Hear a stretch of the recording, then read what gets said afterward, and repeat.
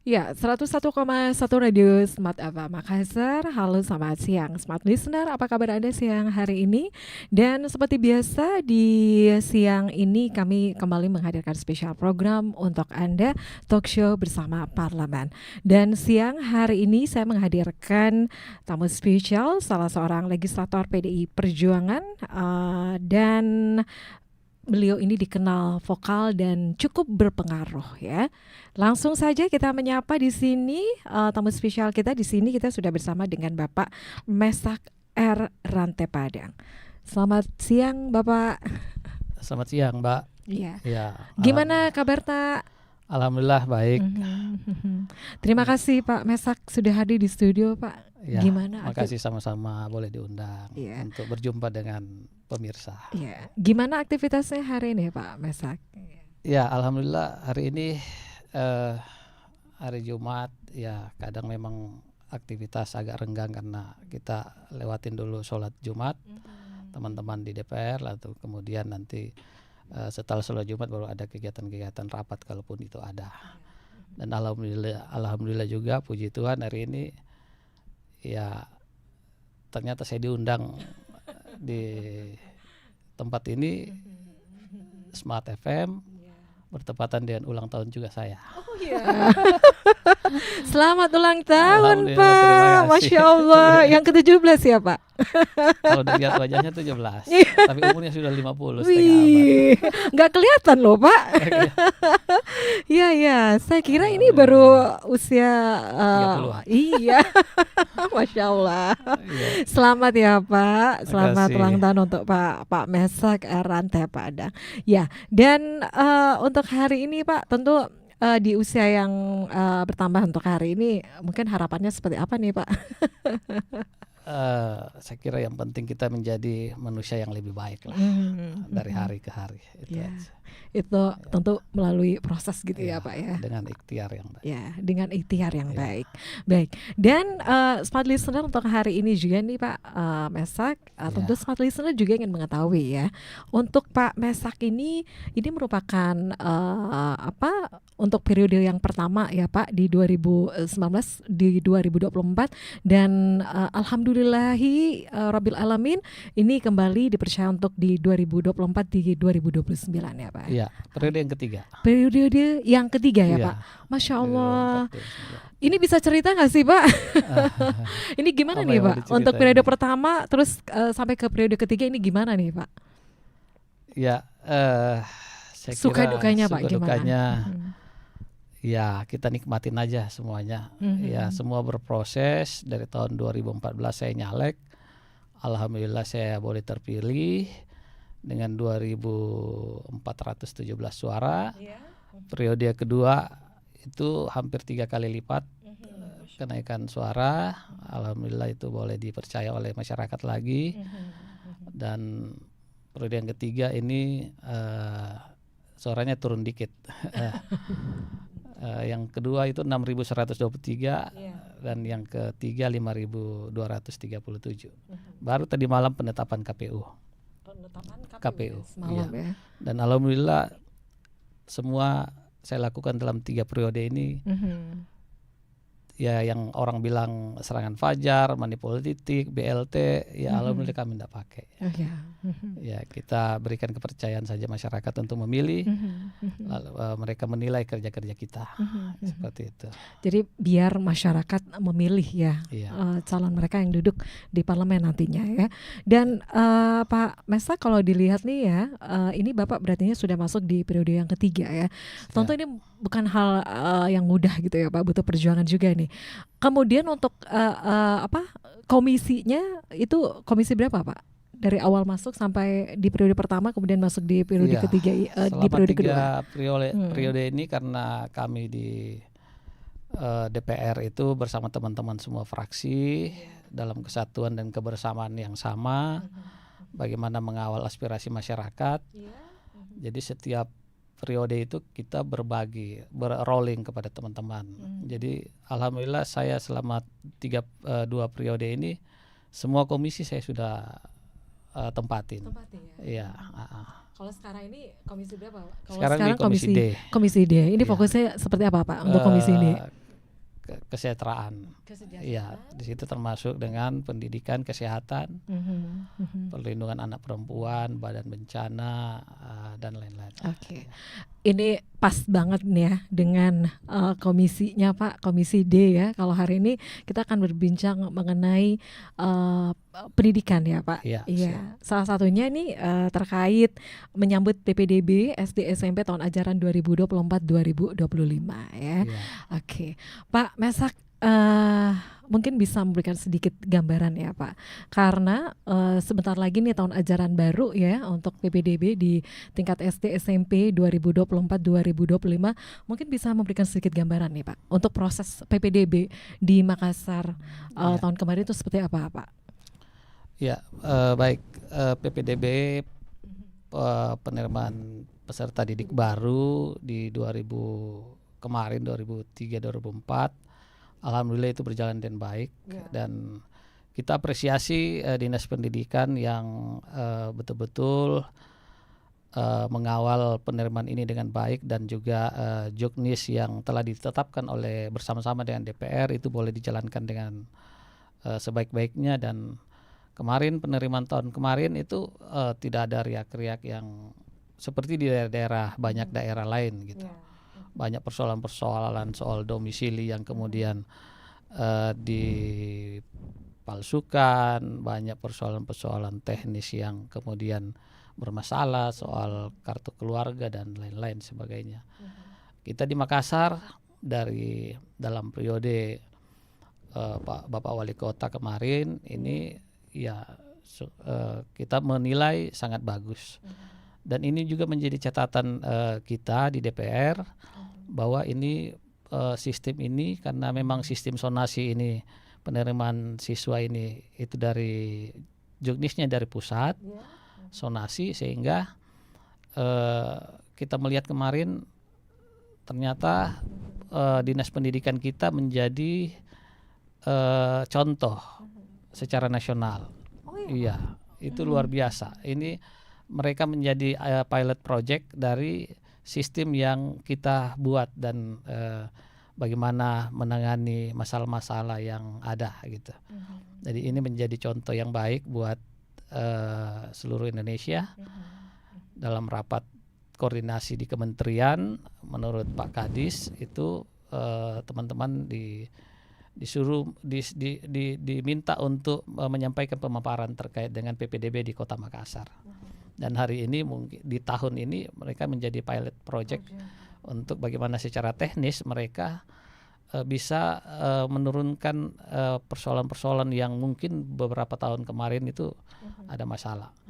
Dan tahun kemarin ini ya luar biasa semua, karena mungkin juga 18 revolusi pendidikan yang dicanangkan oleh Bapak Wali Kota. Salah satunya di situ semua anak harus sekolah. Jadi memang betul-betul bagaimana walaupun dengan sistem sonasi ini kadang menjadi persoalan karena memang aplikasi yang kemudian dipakai juga tidak sesuai, tetapi semua ada jalan solusinya. Semua ada solusinya, sehingga kemarin PPDB kita itu semua anak itu bisa sekolah gitu. Nah itu ya Pak, memang untuk proses penerimaan PPDB ya untuk SD dan SMP ini kan itu ada beberapa jalur gitu ya Pak. Ada sonasi, kemudian ada afirmasi, ada prestasi ya, dan juga jalur perpindahan orang tua. Nah kalau semuanya dari dari Pak Mesak sendiri, dari masyarakat yang pada saat melakukan bertemu dengan konstituennya, itu apa sih Pak yang banyak menjadi masukan ataupun keluhan ya dari ibu-ibu Pak? Iya, jadi memang saya biasa katakan di beberapa kegiatan, apalagi sosialisasi peraturan daerah tentang pendidikan, kami di DPR itu setiap bulan ada sosialisasi peraturan daerah apapun itu, baik tentang pendidikan, tentang pajak daerah, atau tentang badan bencana gitu, semua. Di setiap momen itu saya sampaikan memang ibu-ibu kalau dibandingkan dengan bapak itu lebih intens dalam memperhatikan pendidikan dan kesehatan anaknya. Kan paling gitu. Ya, jadi saya berharap ibu-ibu itu senantiasa bagaimana melihat dalam mengikuti PPDB ini betul-betul tidak ketinggalan zaman terkait dengan aplikasi. Ya, Aplikasi ini kan ya kita harus dengan melek dengan teknologi Ya. dan itu bagaimana kita masukkan anak-anak mendaftarkan secara online. Iya. Ya, tapi memang persoalan-persoalan ada ya kadang karena namanya juga walaupun juga ini teknologi pasti ada kekurangan-kekurangannya. Ya kadang ketika datanya dimasukkan, kartu keluarganya dimasukkan di dalam data aplikasi itu biasanya titik koordinatnya yang bergeser, lari gitu. Nah, kalau tidak diketahui oleh orang tuanya atau keluarganya yang mendaftar, ini biasanya dibiarin aja padahal dia dekat dengan sekolah. Ya. Nah, ini yang kadang kemudian di pengumuman itu tidak lolos karena dia nggak memperbaiki. Kan itu bisa direvisi, diperbaiki. Kita minta ke pihak sekolah atau dinas pendidikan untuk menyampaikan bahwa ini keliru, titik koordinatnya tidak pas. Ya, itu yang menjadi keluhan yang banyak gitu. Sehingga Mbak, saya sudah hampir 4 tahun 5 tahun ini saya di rumah saya itu saya buat pendaftaran PPDB. Oh iya, Pak. Iya, mungkin Menerima saya ya? satu-satunya anggota DPR yang buat di rumah menerima pendaftaran PPDB, membantu masyarakat untuk bisa memasukkan pendaftaran secara online. Karena banyak warga kita itu orang tuanya tidak paham soal teknologi. Jadi tim saya ada 5-6 orang dengan komputer kita sediain. Jadi itu kita bantu untuk mendaftarkan secara online.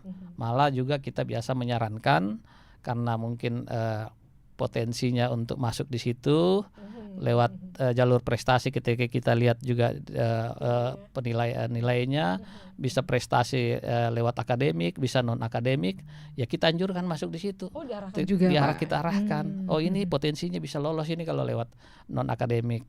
Karena dia juga mungkin dia juara tingkat kecamatan apa tuh nasional, kota maupun juga nasional.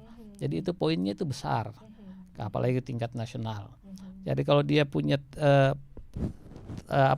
nilai akademiknya bagus, kita anjurkan untuk masuk di jalur akademik gitu. Jadi nyobanya bukan hanya satu aja gitu ya, Pak? Iya, gitu. Jadi kita memang lihat dulu potensi ini anak seperti apa, backgroundnya. Jadi kita usulin, kita sampaikan ini lebih cocok kita masuk di jalur akademik. Atau non akademik karena dia berprestasi di olahraga apa dan sebagainya. Tapi kalau dia juga di rumahnya dekat dengan sekolah, ya kita anjurkan juga untuk bisa gitu. Oke. Gitu. Waduh. Harusnya saya ke rumahnya Pak Mesak ini ya pada saat pendaftaran. Ya, boleh biar saya nggak sibuk sendiri, Pak. Kita bantu masyarakat seperti itulah. Kira-kira nanti masih berlanjut nggak sih, Pak? Saya kira masih berlanjut. Masih berlanjut. Karena itu juga janji politik saya kepada masyarakat bahwa saya membantu dari sisi-sisi bagaimana membantu secara utama karena perhatian pemerintah baik secara nasional terkait dengan pendidikan dan kesehatan. Gitu. Kesehatan pun juga saya sampaikan. Ada warga-warga kita yang tidak mampu, lantas tidak mempunyai BPJS. Padahal itu bisa di-cover oleh pemerintah lewat KIS. Sehingga mereka karena ketidakpahaman mereka, sehingga ya mereka berdiam diri, mereka sakit karena tidak ada biaya, ya di rumah aja. Tapi kalau mereka paham, ya mereka bisa sampaikan di pihak kelurahan, kecamatan, saya ini orang tidak mampu, minta tolong saya dibantu untuk mendapatkan KIS. Kan gitu. Tapi ya saya kalau jalan reses ataupun saya kunjungan, saya biasa menyampaikan seperti itu dan saya tawarin siapa yang bisa saya bantu.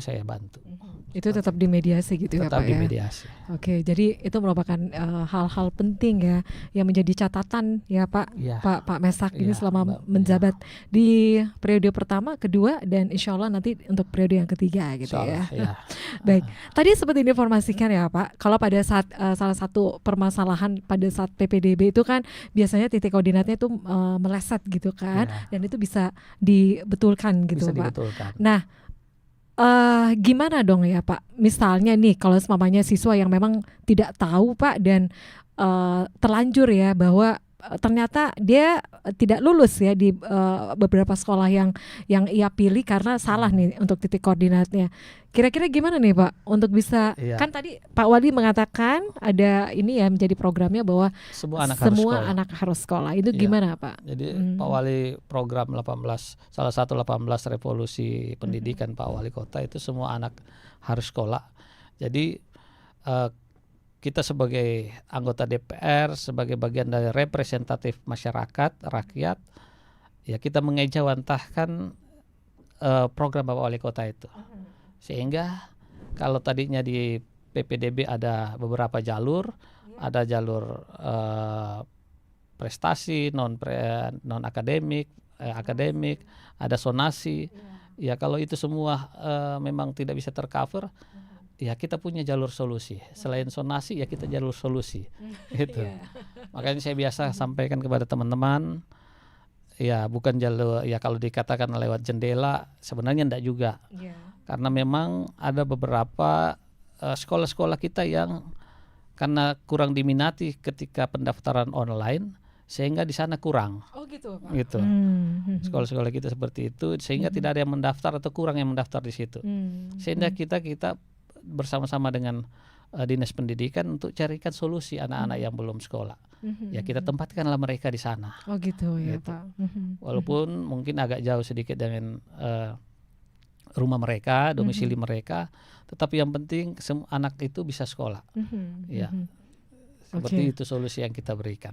Jadi karena ini ya Pak, biasanya kalau sekolah favorit yang paling banyak ini Pak peminatnya ya. Sekolah-sekolah favorit. Favorit yang paling banyak Iya, peminatnya. padahal sekarang sebenarnya pencanangan Pak Wali Kota itu tidak ada sekolah unggulan. Dari semua merata unggul, Pak. semua merata dan semua unggulan. Karena hari ini Dinas Pendidikan juga berupaya bagaimana guru-guru kita itu disonasikan juga. Iya. Artinya guru-guru kita yang domisilinya taruhlah di Manggala, jangan dia mengajar ke Wajo, Ya, Kecamatan kejauhan ya. Wajo, kejauhan. Ya, Ya bagaimana caranya supaya diatur dia juga dekat dengan sekolah. Gitu. Dari sisi transportasi boleh efektif, juga dari sisi waktu gitu. Ini salah satu solusi untuk menghindari kemacetan gitu ya Pak. Iya, Iya. salah satu solusi saya kira juga itu. Betul. Oke, jadi waduh, sekolahnya di sini, tinggalnya di Iya. mana Pak? Iya, betul. Oke, Pak, untuk PPDB ya, Anda sebagai pengawas gitu ya, gimana nih Pak untuk bisa mengawasi untuk jalannya PPDB itu bisa berjalan transparan gitu Pak? Iya. Ya.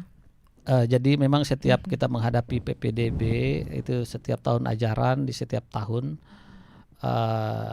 kami Komisi D wajib untuk berkoordinasi dengan Dinas Pendidikan. Kita rapat khusus terkait dengan PPDB ini. Biasanya kita panggil Dinas Pendidikan untuk kita mendiskusikan karena juknisnya seperti apa, apakah sudah siap, perangkat-perangkatnya sudah siap, artinya secara aplikasi yang kemudian kadang titik koordinat siswa itu tidak pada tempatnya, bagaimana kita bisa lebih mengurangi potensi-potensi itu, gitu. Lalu kemudian juga agar supaya tidak membludak, ya online itu tetap terus dijalankan.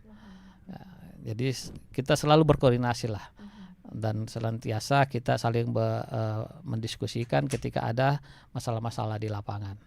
Gitu. Termasuk juga untuk penyediaan fasilitas ya Pak, untuk di sekolah-sekolah Pak, bukan hanya untuk pada saat PPDB berlangsung gitu Pak, untuk Iya. beberapa fasilitas juga di sekolah-sekolah itu, khususnya untuk sekolah baru ya, yang tadi bukan ya, untuk sekolah yang sepi peminat, terus diarahkan ke situ Iya. sekolahnya, itu salah satunya juga Iya. untuk penyediaan fasilitasnya juga ya Pak, Iya. apakah seperti itu juga? Ya betul sekali. Jadi itu salah satu solusi yang kita berikan ketika ada persoalan seperti itu. Ya kita arahkan ke sekolah-sekolah yang kurang peminatnya agar supaya anak-anak kita ini bisa sekolah. Juga dengan perangkat-perangkat di sekolah, mereka menyediakan komputer untuk bisa mendaftarkan ketika masyarakat kita tidak ada komputer atau laptop di rumah, itu mereka bisa ke sekolah untuk bisa ada fasilitas yang disiapkan gitu oleh sekolah. Jadi misalnya nih kalau semuanya anak kita mau dari SD ya, terus mau ke SMP, berartinya dari pihak sekolah SD itu bisa memfasilitasi gitu Pak ya, untuk pendaftaran di situ Pak, untuk masuk ke SMP atau gimana? Atau pada saat di SD itu mau daftar di situ itu bisa ya, di sekolah yang dituju ya? Di sekolah itu Dituju. sekolah yang dituju. Jadi seperti itu. Ada fasilitas yang disiapkan di sekolah yang dituju. Oke. Jadi orang tua jangan repot-repot lagi gitu kan. Iya. Kerasa kerusuk Iya. Pak. Dan bahkan di rumah saya juga saya siapin. Oh iya, waduh. Alamatnya di mana Pak? Dekat-dekat di sini bagian. Oh dekat-dekat situ. Oh iya.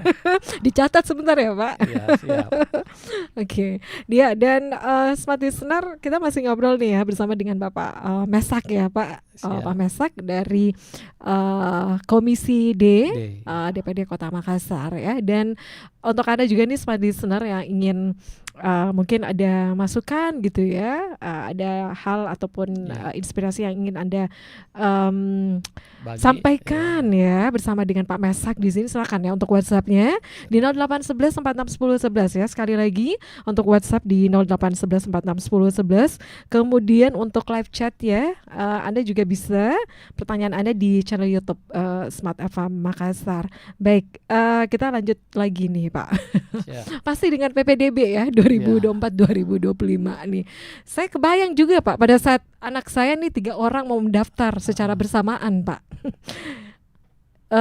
Saya dalam 1 hari itu saya harus menuju 3 sekolah Pak. Kebayang kan? Oke. SD, SMP gitu. SD, SMP, SMA Pak. Jadi benar tadi yang dikatakan oleh Pak Mesak bahwa memang untuk pendaftaran secara online itu memang tidak semua orang bisa ya Pak ya. Oke, baik. Dan ini Pak, kalau pada saat kita PPDB ya Pak, tadi kan seperti diinformasikan bahwa dari hal dinas pendidikan kalau bisa itu dari pihak sekolah ya, itu adanya fasilitas komputer ya di sekolah-sekolah ya, utamanya biasanya untuk SD gitu ya Pak. Nah, kedepannya nih Pak, ini kan tadi seperti diinformasikan sama Pak Mesak bahwa salah satu inovasi yang dilakukan oleh Dinas Pendidikan itu menjadi pilot project ya di kota lain gitu Pak. Nah kira-kira nih Pak pada saat proses PPDB ya di 2023 gitu kan, ini bisa menjadi evaluasi juga Pak. Apa kira-kira yang dorongan seperti apa Pak yang diberikan untuk Dinas Pendidikan nih untuk bisa melakukan hal inovasi lainnya Pak, khususnya untuk menyambut PPDB 2024-2025 ini Pak Mesak? Ya.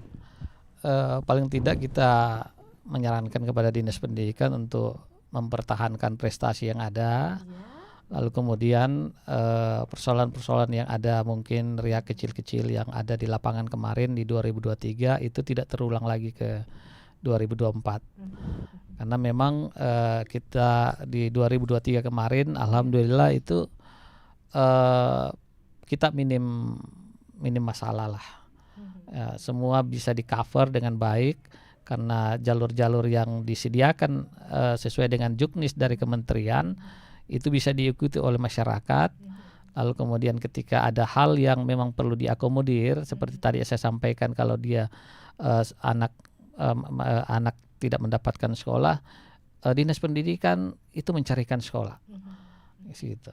Jadi kita memang apalagi memang kalau ke SD itu ke SMP itu ya memang agak rumit-rumit dikit.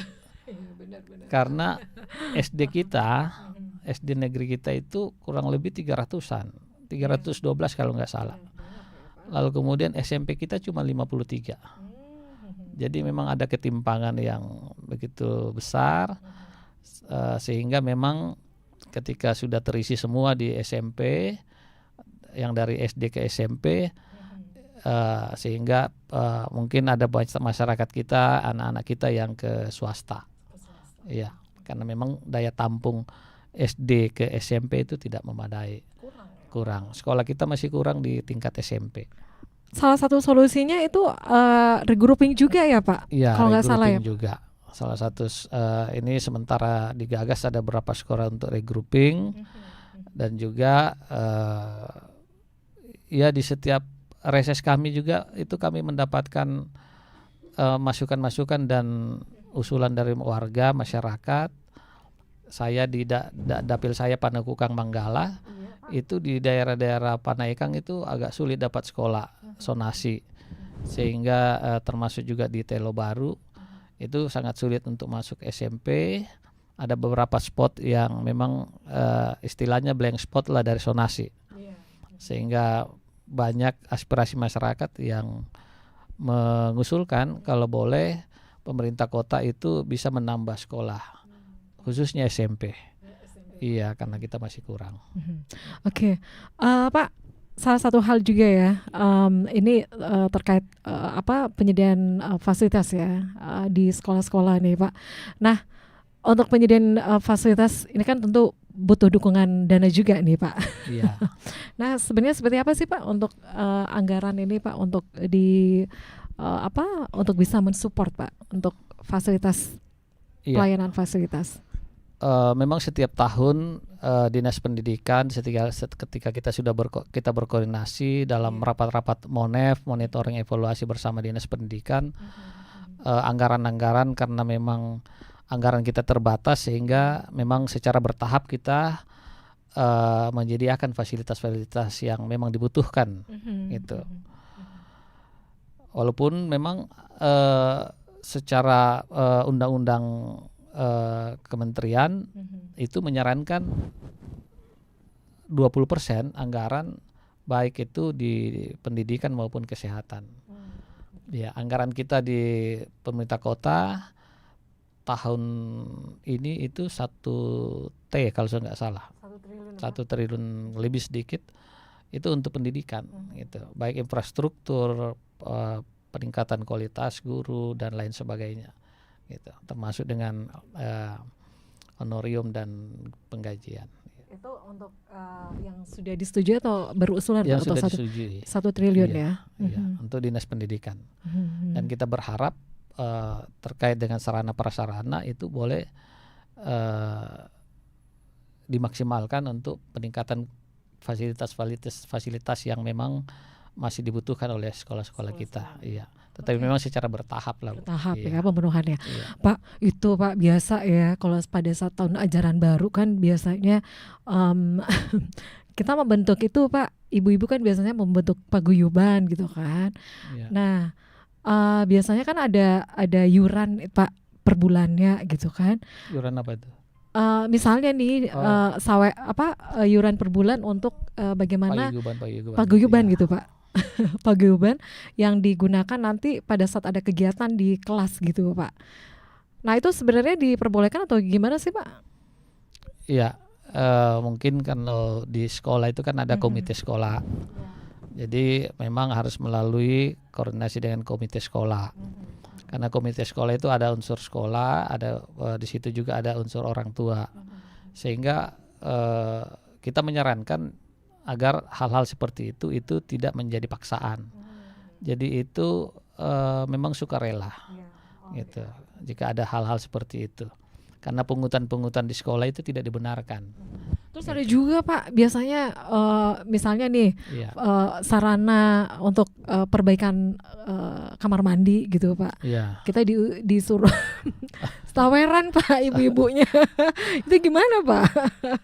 Sepanjang itu tidak dipaksakan, tidak diwajibkan, ya. Terus ada nih juga ibu-ibu bilang, di mana itu dana bosnya katanya. Harusnya itu digunakan untuk itu perbaikan kamar mandi. Betul. Dana bos itu juga termasuk perbaikan sarana prasarana.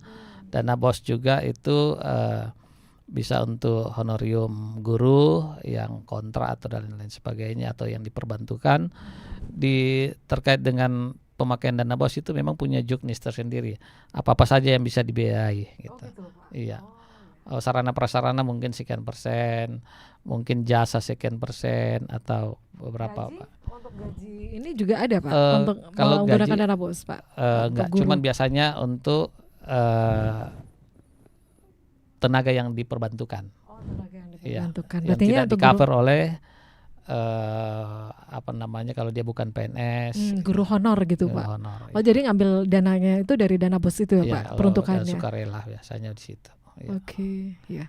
Baik, Pak Mesak, ini ada pertanyaan. Iya. Wow, ini ada yang mengucapkan juga katanya. Selamat ulang tahun Pak, sehat dan selalu Oh, amanah iya. dalam mengemban tugas-tugas. Makasih banyak. Wih, terima Dari kasih siapa ya dari itu? Pak Malik katanya Oh, Pak. makasih Pak Terima Malik. kasih ya. Makasih. Kemudian ada pertanyaan lagi nih Pak. Apakah DPRD juga membuka pengaduan kalau ada masalah dalam pendaftaran PPDB anak-anak nih Pak? Iya. Mhm. Jadi kita buat hotline pengaduan itu di Dinas Pendidikan gitu. Semua gitu. Tapi secara khusus kalau saya, karena saya sebagai wakil rakyat, di rumah saya selain menjadi tempat pendaftaran, juga tempat pengaduan. Gitu. Biasanya kalau mereka bermasalah dengan aplikasi online-nya, mereka adukan ke saya bahwa Pak, saya ini kok 100 meter aja di rumah kok saya tidak lolos gitu. Ini sudah selesai pengumuman. Malah yang jauh-jauh ini semua yang lolos Pak. Iya, malah yang jauh-jauh yang lolos gitu. Tapi sebenarnya itu kan ya memang di aplikasi kita ini karena ya belum sempurna, sehingga titik koordinatnya kadang yang lari. Ya, kalau ada yang hal-hal seperti itu bisa disampaikan kepada saya. Kalau dia yakin bahwa secara zonasi dia harusnya masuk, lantas tidak masuk, saya siap perjuangkan untuk masuk. Oke, itu bisa ya? Iya, bisa. Bisa langsung. Jadi catat alamatnya Iya. Pak Mesak nih. Iya. By WA, di telepon juga boleh ya Di Pak? telepon juga boleh. Telepon saya 24 jam. Nggak Wih. bisa berhenti kita kalau ngurus masyarakat. Ya. Oke, ya itu ya. Benar-benar ini Pak Ya. Mesak ya. Waduh, Alhamdulillah, Masya puji Allah. Tuhan. Ya. Baik, kita ada pertanyaan lagi nih Pak, live chat. Pak, untuk jalur zonasi estimasi jaraknya itu berapa Pak? Dan daftar online apakah untuk satu akun hanya bisa satu sekolah ya? Kebetulan tahun pertama saya mendaftarkan anak saya dengan jalur ini katanya Pak. Oh ya. Jadi dalam sistem pendaftaran PPDB di Kota Makassar melalui Dinas Pendidikan dengan akun yang ada itu sudah ada, diharapkan ada 3 pilihan yang bisa diisi. 2 pilihan untuk negeri dan 1 swasta. Gitu. Itu sistem yang ada. Kemudian tadi apa pertanyaannya lagi? Oke, untuk pertanyaan yang berikutnya tadi, apakah untuk satu akun hanya satu sekolah dan kebetulan Bisa 3 sekolah ya. Oh iya Pak, Iya. daftar online satu akun hanya bisa Dimasukin, ya masukin 3. pilihannya 3 sekolah ya 3 Pak? sekolah pilihannya gitu. Jadi kalau semuanya untuk sekolah yang pertama tidak diterima, itu pasti Iya. ke sekolah kedua Iya, ya? kalau dia mengikuti sistem zonasi, ya kalau dia pilihnya agak jauh yang pilihan pertama, pasti dia masuk di pilihan kedua, gitu. Ada juga yang mengatakan Pak, aduh ini jalur zonasi katanya anakku yang berprestasi tidak bisa masuk sekolah favoritnya katanya Pak, Iya. karena alamatnya jauh. Gimana itu Pak Ya menurutnya? kalau anaknya berprestasi, ikut jalur prestasi. Ya kalau dia berprestasi pasti bisa masuk. Kalau nilainya bagus, tinggi, ya kalau lewat jalur prestasi pasti masuk, gitu. Iya. Ada beberapa jalur yang bisa dicoba ya Pak. Dicoba, ya. Kan kalau selesai jalur zonasi nggak lolos, ada jalur prestasi gitu. Oke, baik. Ini ada lagi nih Pak. Waduh, rame nih pertanyaan ya. Makasih. Ya, dari Pak Andi Ilham. Mungkin pertanyaannya di luar topik ini Pak katanya. Program makan gratis di sekolah itu berlakunya mulai kapan? Sejauh ini bagaimana tanggapan DPRD tentang program ini ya Pak? Ya, saya kira karena belum ada petunjuk teknisnya soal makan siang gratis, ya kurang elok kalau saya harus komentar gitu. Karena kita lihat dulu dari bagaimana petunjuk teknisnya dari pusat, karena programnya juga kan baru 2025 kayaknya. Ya tadi ada yang sampaikan juga di sekolah-sekolah apakah ini lewat jalur lewat dana BOS, sehingga mengurangi lagi pembiayaan-pembiayaan yang selama ini dibiayai. Itu kita juga belum paham. Tapi sedapat mungkin kalaupun ini program ini terlaksana dengan presiden yang baru, ya sedapat mungkin itu tidak lewat jalur dana BOS.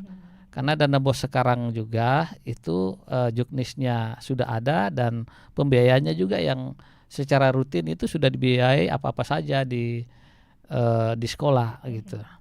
Jadi ada pos-posnya gitu Ya Pak? ada pos-posnya. Kalaupun juga program makan siang gratis ini bisa dilaksanakan, ya saya kira ada penambahan nomenklatur baru dan pembiayaan baru, tidak dari dana BOS. Tidak dari dana BOS. Iya. Kira-kira pembiayaannya dari mana nih Pak?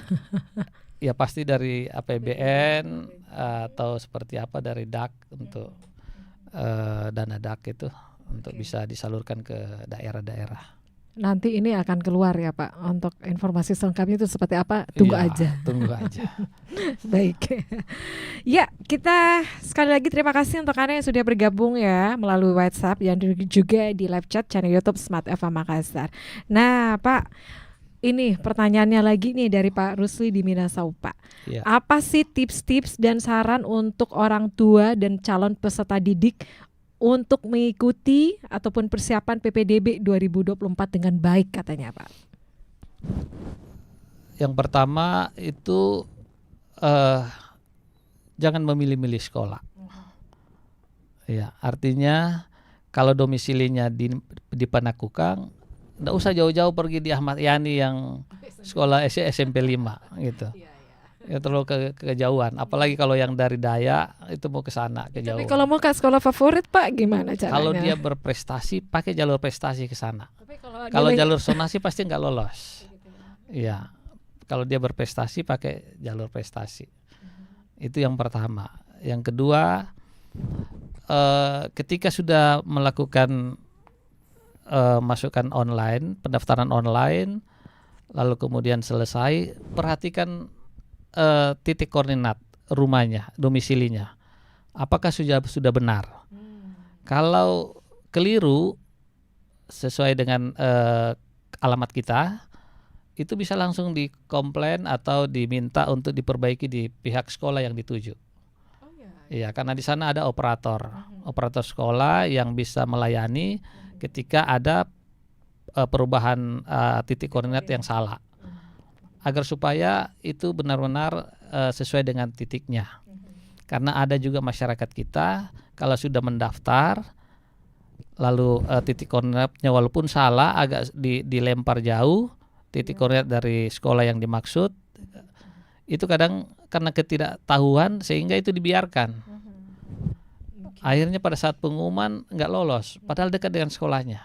Itu banyak kejadian saya dapat setiap tahun. Sehingga itu betul-betul itu diperhatikan.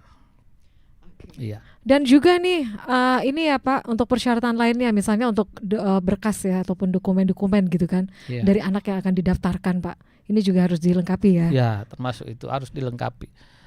Memang karena kita memakai aplikasi pendaftaran online, kalau ada juga ya ini menjadi perhatian juga kalau sudah ada centang itu sudah oke. Kalau dia masih kali, ini berarti ada perbaikan, ada hal yang tidak sesuai. Domisili, kalau dia sudah upload di scanner, upload nilainya atau kartu keluarganya. Kalau kartu keluarganya masih tanda silang, itu berarti ada sesuatu hal yang harus diperbaiki lagi Pak. Berarti kita perlu bertanya ke operator sekolah. Oh ya. Bahwa ini kok saya belum diverifikasi, karena setelah masuk itu diupload semua persyaratan, termasuk akte, itu diverifikasi oleh dinas pendidikan. Oh ya. Iya. Kalau belum dicentang, itu harus segera untuk menyampaikan ke pihak sekolah bahwa ini saya punya belum diverifikasi. Apa ada masalahnya kali gitu. Jadi harus aktif gitu ya Pak. Harus ya? aktif. Gitu. Tapi kalau sebenarnya ngurus sekolah itu kan memang harus orang tuanya yang ngurus ya Pak. Jangan sampai diwakilkan Pak. Biasanya ada. Kalau nggak bisa orang tua pasti ada walinya lah gitu. Ya, tapi jangan sampai nyuruh orang lain Pak. Iya, jangan nyuruh jangan orang sampai ya, lain. karena orang tuanya sibuk, biasanya orang lain yang disuruh ngurus sekolah anak. Iya. Jangan sampai seperti itu ya Pak. Betul. Oke, ini ada lagi nih pertanyaan belum dijawab katanya Pak Mesak. Yang mana itu? Jarak zonasi itu berapa Pak katanya? Ya, zonasi itu kalau kita tuju suatu sekolah, itu setiap tahun itu berubah-ubah. Iya. Tergantung peminatan untuk ke sekolah itu seberapa banyak dan seberapa banyak yang dekat-dekat di situ yang minat di sekolah itu. Oke. Kalau yang itu kan dia nggak agak sulit dibahasakan seperti apa ya. Maksud saya tahun-tahun sebelumnya 500 meter masih masuk. Mungkin masih kurang-kurang orang sekitar situ yang masuk di sekolah itu yang mendaftar, tapi setelah tahun berikut 400-an meter yang ya 500 meter tadi enggak tercover lagi karena sudah banyak lagi yang masuk gitu. Ada yang lebih dekat. Ada yang lebih dekat lagi, lebih banyak. Karena tergantung juga dengan kuota yang ada di kota penerimaan siswa berapa jumlahnya gitu. Jadi itu berubah-ubah. Itu berubah-ubah karena faktor seberapa banyak anak yang mendaftar di situ, orang yang di sekitaran sekolah situ, dan juga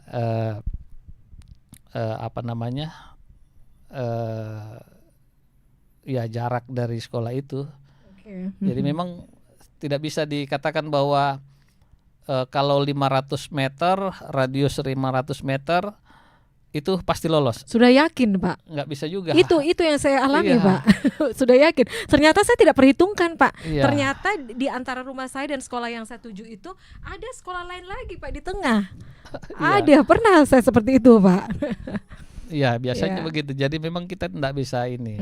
Dan satu lagi nih, Pak, biasanya kita memang harus persiapkan mental anak kita juga ya, kalau pada saat dia mau menuju sekolah yang favorit gitu, pada saat dia nggak dapet, itu biasanya aduh Iya. kecewa, Pak. Betul, kecewa. Harus memang anak kita diberikan pemahaman. Mhm. Karena sistem kita dari kementerian ini dengan sistem sonasi, apalagi sistem sonasi kita itu 75%. Kan besar gitu. Oke.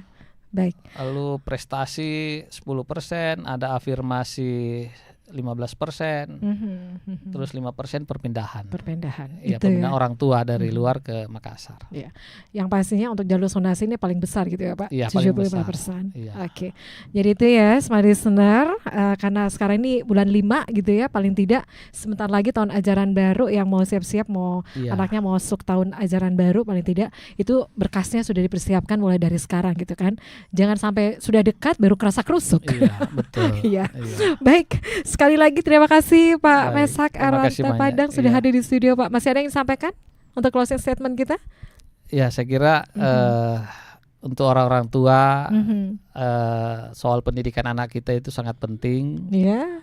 karena juga itu tujuan negara mencerdaskan kehidupan bangsa, dan juga anak-anak kita sebagai karunia Tuhan yang dititipkan kepada kita, betul-betul kita boleh memperhatikan baik dari sisi sekolah, pergaulan, dan lain sebagainya. Program Bapak Wali Kota juga jaga ya nak gitu. Jadi betul-betul anak itu titipan yang Maha Kuasa, dan itu menjadi tanggung jawab orang tua. Ya. Oke, Terima kasih. jadi baik. Terima kasih Pak Mesak untuk Baik, terima informasinya kasih. dan juga insight-nya untuk siang ini ya. Baik, Ya. makasih banyak, Mbak. Ya, dan Smart Listener, demikian untuk perbincangan kita bersama dengan anggota DPRD Kota Makassar, Bapak Mesak Aranta Padang. Sekali lagi terima kasih Pak untuk hadirannya di Baik, studio ya. Terima kasih pemirsa juga. Ya. Dan saya Mirza Arianti pamit, selamat siang dan sampai jumpa.